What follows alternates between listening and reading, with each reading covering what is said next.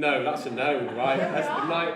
Are we ready? Yeah! We're very excited about Melissa Lee-Houghton.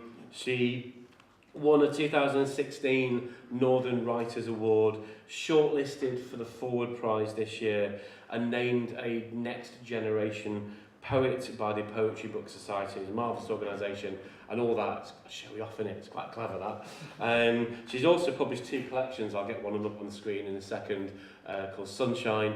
Please give a huge, huge welcome for Melissa Lee-Houghton.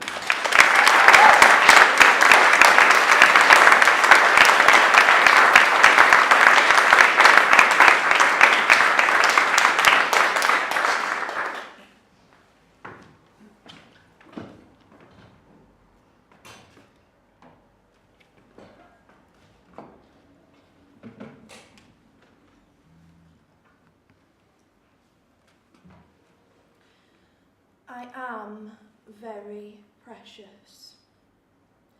I see all the black marks on the page, the lines, hallucinations falling off the edge of the world, my tongue.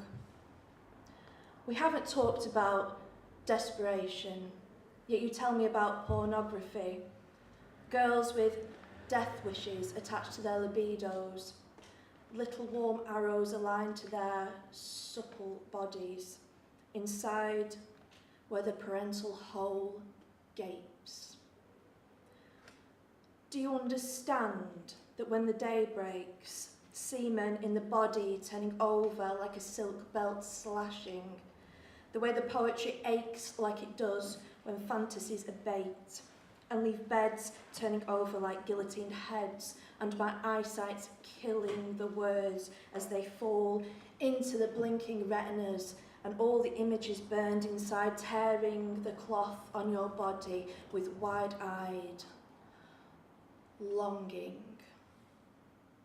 My darling, you write, my darling, my love, reach into the glove compartment and pass me my map and my scissors to snip at your underwear, to snip at your heart. Little buckles undone to reveal the muscle torn and purple and ermine and all the little black leather buckles. When I used to wear my fuck-me boots and walk the streets at night, I could feel men looking at my melancholy curves. I felt hot, and I wanted to call home and say my death was not only imminent but simply a scar that never healed. Crying in my sleep, my chest heaving, and my body fastened to every shape of a throne in the bed in June when nature told me to no longer be pregnant. I'm a big girl, I said, roomy in the hips, like Buffalo Bill's victims in The Silence of the Lambs. I oil my skin so the desire will slip off me and onto the floor and crawl around and get carpet burns, and I will glow. Like a cigarette burn on the arm of the whitest smackhead in town, I will glow like the face of the girl who loves him and is willing to watch him die out slowly and with no flames to fan. How was that girl? I made him listen to a song I loved, and he cried like he'd never cried in his life. That this girl with cuts on her skin would have liked to hold him, crawl into his psychiatric ward bed and breathe all over his damp, white shoulders. Some people don't actually want to be wanted. Some people actually want to be harmed. I used to fantasize about being annihilated, about being so completely overwhelmed. The dark would rush in on me and fill me up inside, hard like whiplash in the back of a Ford estate. Wanting to be loved is not the same as wanting to be fucked, is not the same as wanting to come last, is not the same as wanting to be married. Not wanting to be married. wanting not to heal up inside, and the tears, ruby glowing tears in the skin, just sting in the morning and are easy to cover up. I told you last night about the baby that died, and you told me not to talk about it, and I was glad that you were so on my side that talking about dead babies was bad. Dead babies. I tried to explain how they don't stay with you long, and you told me how your sister went in the wrong grave. I'm going to have to pace myself. That's what men tell me they have to do when they're with a woman. It's easy to get consumed, and the main thing is to hold out. Death has to come out of me before love has wound its way to my thigh. The things I have lost fill my toy museum heart, and when you take me, all the dolls get wound up and the bears start barking. Hand jobs just don't do it for me, I'm sorry. Maybe if I really like you, you can tell me about it. I like to hang on the line, and when the feeling coos in my mouth for an outlet, and I want the voice of someone with a heart that knows about hearts that know about hearts that know, and can give me their thumb to suck and say, you can't handle the way I want you, when I don't know if I can. And I only do it with men with really clean hands. When I'm rubbing my heart against the sofa like a sexed up cat, rubbing up against the bedclothes, rubbing up against the fictional thighs of northern goddesses, pull me in all directions. I want to be told. Tell me. My sense of abandon is an alcoholic and you're codependent. In the night, I dream of Adolf and the fictional loins of northern gods and the vacant lane to the abattoir where the boys go out looking for pussy at 5 a.m. when the girls come on their shift in their shitty jeans. I want to hang on the line and get all torn up. I want to stare at women in shops when they're not even that attractive, they just look expensive. And the perfume they wear isn't so tempting, but it covers the sex they had hours before and how they don't want to smell of it anymore. Being ravaged is like someone howling your name so it vibrates in the caves of your sex. You want to ravage me, don't you? Don't you want to ravage me? You want to ravage me so much you don't even know where to start. You haven't figured that out. Or maybe when you're alone and no one is there, the plan remains the same. Start from the top and work your way down.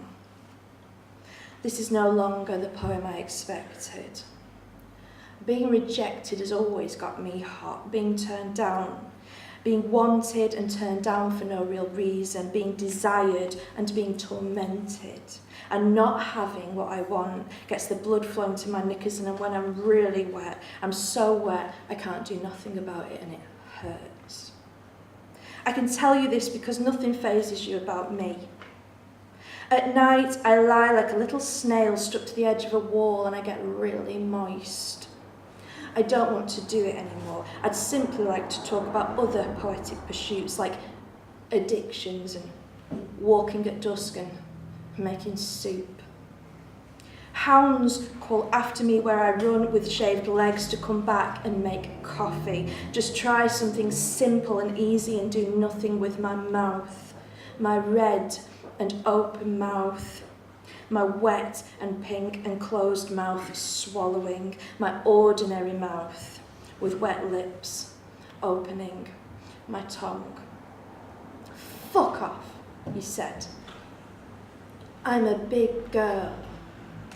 I know you watch porn, and all the hairless girls with hopeless drug addictions lick each other like stage-struck puppies.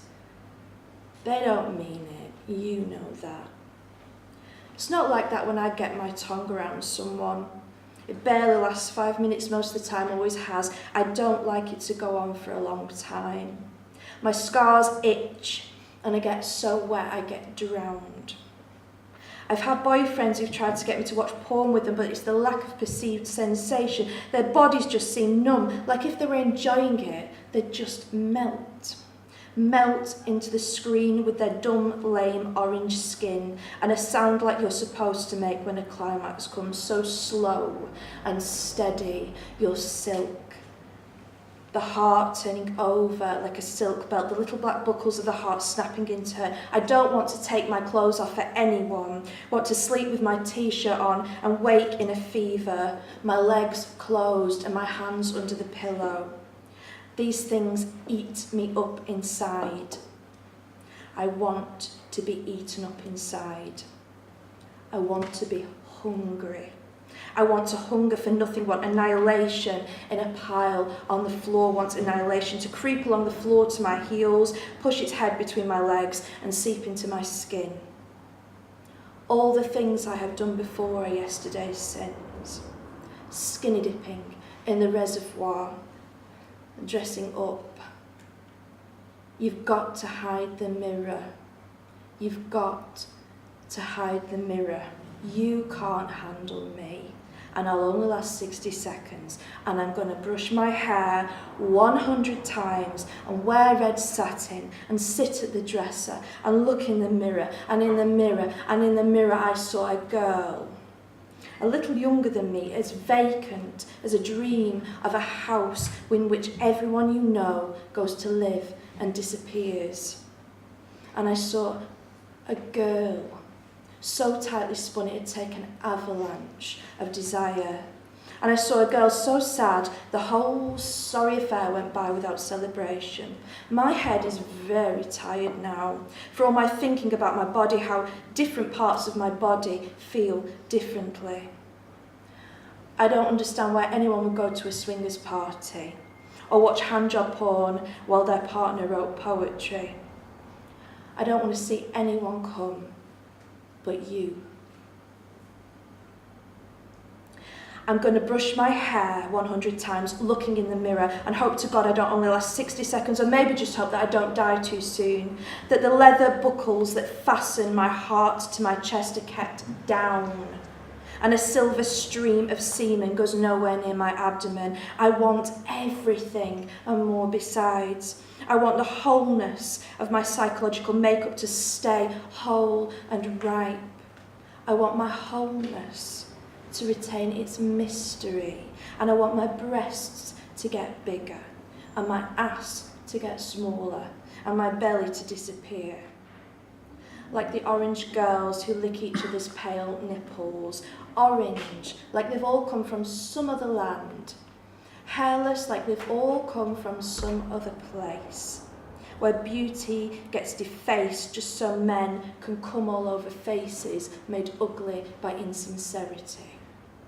And when you're not sincere, how can you climax? The afterthoughts of all this are, I'm not worth the heat, sweat, or blood pressure. If you had sex all day with orange fictional northern goddesses, you'd not need to go to the gym. When my boyfriend made me watch porn one time, they did a lot of bouncing.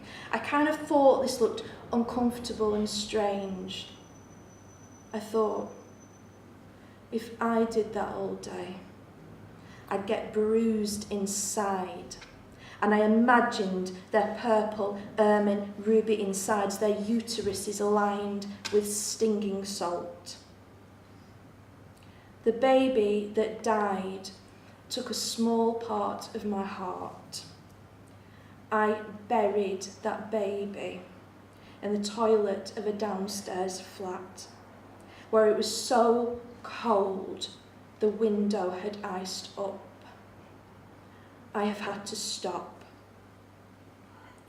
Blood pours into all of my poems like it floods the veins around my clitoris when somebody says they like my name. So please do say it again. Thank you.